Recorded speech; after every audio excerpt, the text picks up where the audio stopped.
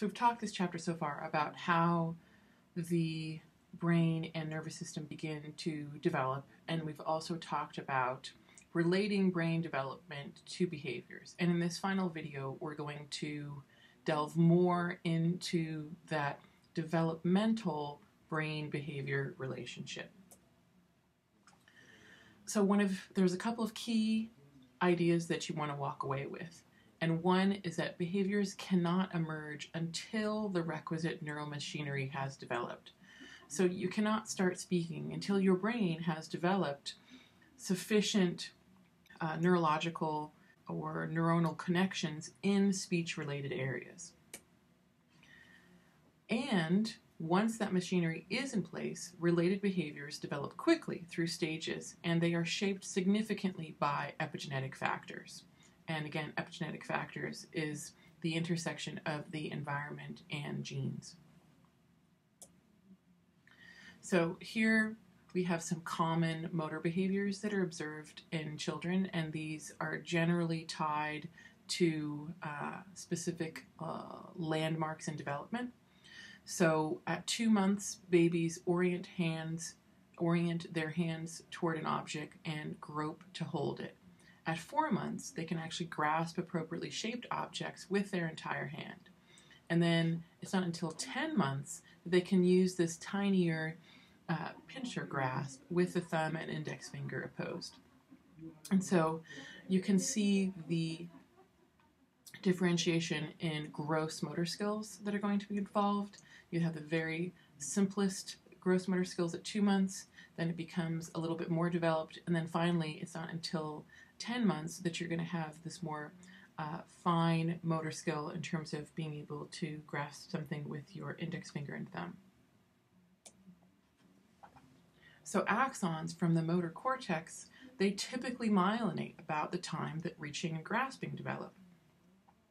Similarly, the group of motor cortex neurons known to control finger movements, they myelinate about the time that the pincer grasp develops.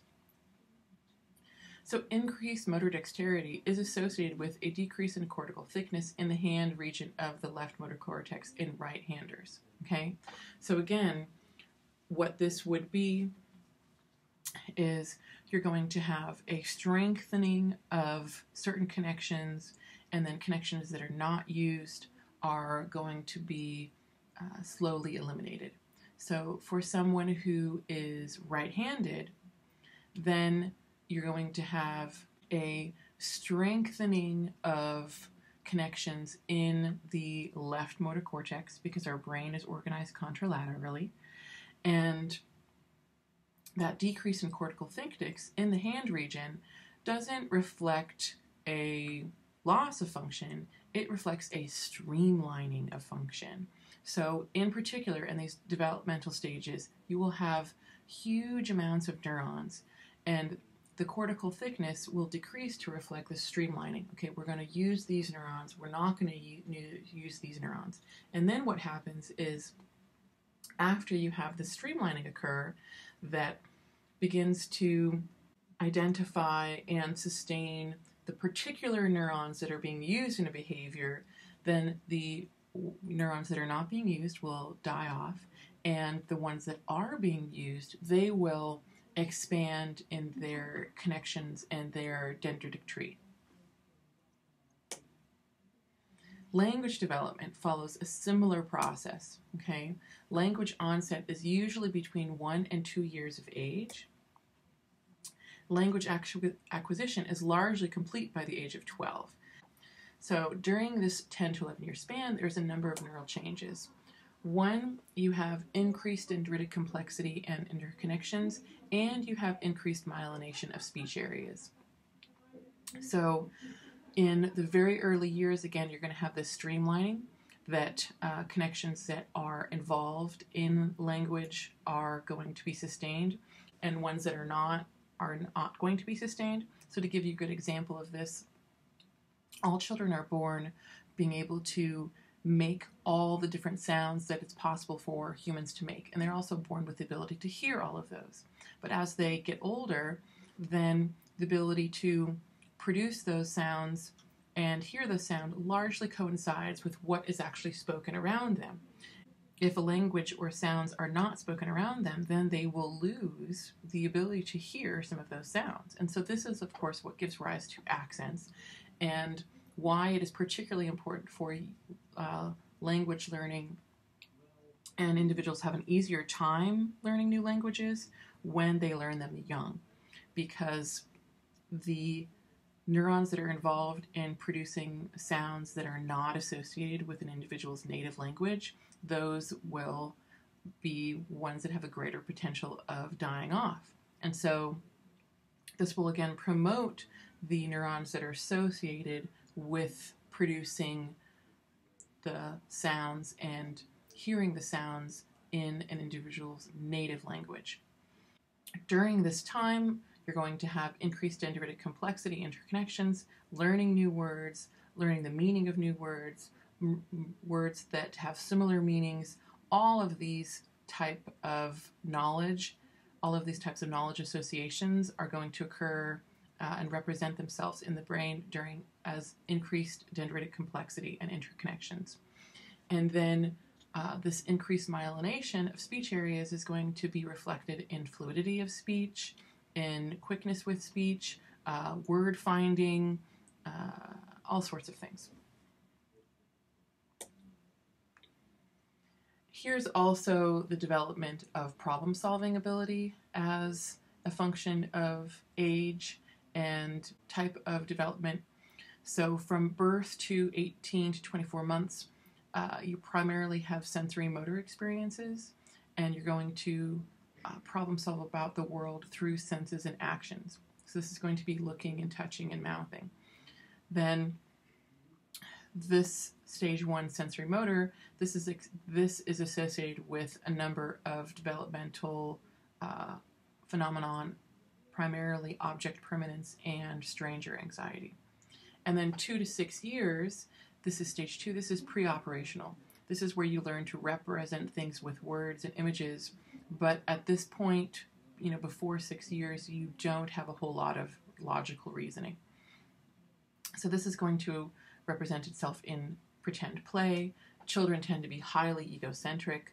In egocentrism, of course, children tend to think that other people feel what they feel, and it's not until later on, when they develop logical reasoning, that they realize that that is not the case.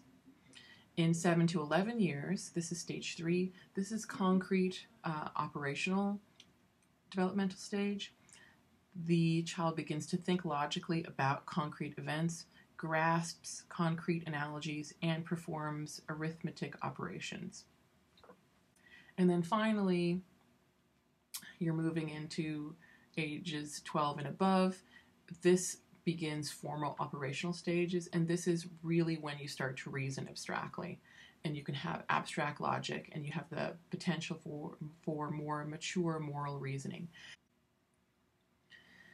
And finally, one of the takeaway messages that you want to know about for the end of this chapter is that there are certain critical periods that are very important for experience and brain development.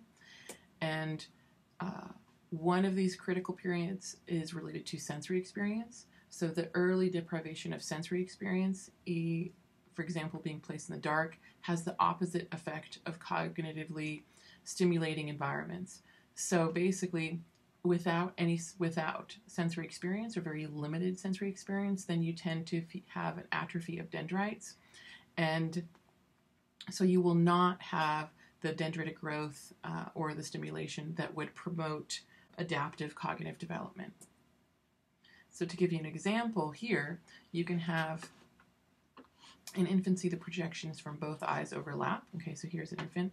We have a normal and abnormal. So here you have adolescent, and here you have sort of this abnormal where they've shut one eye.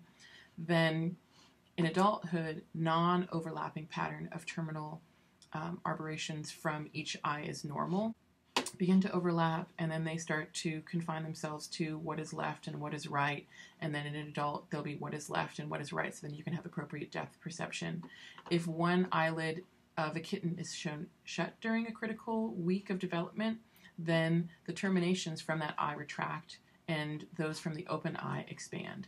So here they have, the kitten has this right eye that is left closed, and even if it's just during a particular period of time, that's just 1 week time frame, that is enough. This is what's called a critical period to cause intense downstream changes when the kitten reaches adulthood. And so here you're not going to have any of the dendritic development that would reflect normal vision in that eye. And you will, however, have normal development in the left eye. So in this instance, the cat may be able to see out of its left eye, but not really see very well at all out of its right eye. So this is an example of a very strong critical period associated with vision in cats. You can also have critical periods associated with social experience. So being raised without maternal contact can have a profoundly negative effect on subsequent intellectual and social behaviors. And they've done some of this work with monkeys, and they've also done some of this work in individuals who have been in orphanages and where they are not given appropriate care and stimulation and nurturing. And so in these individuals, if they have this extreme social deprivation, then they can grow up with intellectual and social behaviors that reflect retardation, mental problems, intense problems with reasoning, very social awkward behaviors. In the end, they basically would not grow up into normal adults. I want to make note, though, that the sooner that these early social deprivation can be addressed, then that dramatically increases the chances of the child growing up normally. That unlike the cat, which has this sort of, oh, you can close this eye for a week, for a period of time that's a week, the children do not have such an extreme window. Overall, early sensory deprivation is going to be harmful, but the sooner that early sensory deprivation is replaced with a nurturing and caring and interactive environment, then the greater the chance that the neurons have to grow and connect with each other and stimulate each other and return to more adaptive functioning. Here's an example of the differences in the dendritic tree that can occur between laboratory-housed mice or rats in a complex environment versus a simple environment. And so here, this would be a rat that is sort of in a laboratory-housed environment. So there's not a whole lot of stimulation, not a whole lot of play. And here would be a rat that would be housed in a complex environment that had more stimulation. So you can see that there's just more connections. And the greater stimulation that they receive in this complex environment, that is going to result in more connection, more propensity for handling social interactions, for managing new cognitive information or any new environmental information that they encounter. Overall, brains want more complex dendritic connections, more connections, more complexity. This allows the neuronal network to function as it ideally should. And if it does not have these connections, then it is less able to give rise to some of the higher order cognitive thought and reasoning and emotions that are associated with adaptive growth and development and maturing, and then behaviors into adulthood. So you can think about how this would possibly be represented in human environments. There's all different types of stimulations that you can have, but to give one example that's becoming really common right now is that children just watching lots of TV. TV does not have the ability to stimulate your body and provide the sensory experience that complex and pretend play has.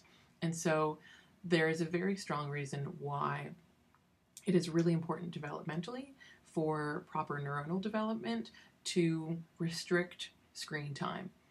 So really the takeaway message is to be mindful of the relationship to present yourself with opportunities to go outside of your comfort zone and expand your experiences, and it will be reflected neurally, and you will be better at a basic level to engage in problem solving.